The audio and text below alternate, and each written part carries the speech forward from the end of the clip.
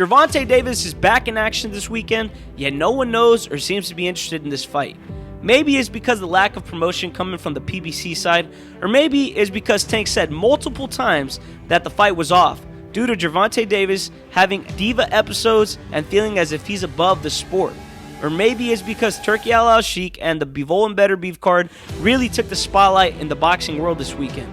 Well, whatever it is, I feel like the promotion was really bad for this fight. We already know Lamont Roach is a smaller fighter who's coming from 130 pounds, which is one of Tank's biggest criticisms. It's either he's fighting people too small or C-level fighters who only have a name after fighting Tank. And to me, this is just another similar situation. I believe Tank will get the knockout in brutal fashion, yet somehow Lamont Roach will still give Tank issues and making it a difficult night for Tank. Now don't get me wrong, I believe Tank is a badass fighter, but I also believe he's one of the most overrated fighters in boxing.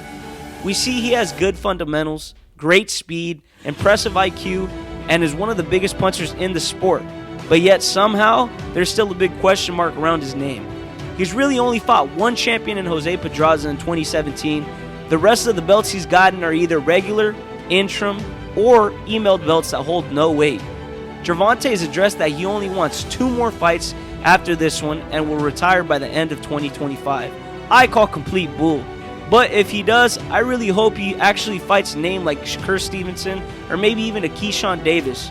Granted, I don't believe Tank really cares about legacy, but I do think he has his back against the wall and will need to face one of the two very soon.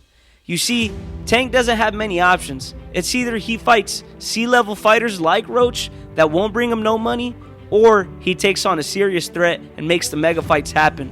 Unless he fights someone like Ryan Garcia in a rematch. Then he'd really get the best of both worlds, which would be complete total bull. Like I said, I think Tank is a great fighter, but there's still a lot of questions. Too many fighters want to be like Floyd Mayweather and live lavishly, but they don't want to put in the same amount of work. I hope Tank can give us a big fight with real adversity before he leaves the sport completely. Maybe this is the year. But let me know what you think. If Tank really does retire, who do you want to see him match up against before it's all said and done? I promise you, once I touch that jaw, you're going to sleep. I'll probably break your jaw. Facts.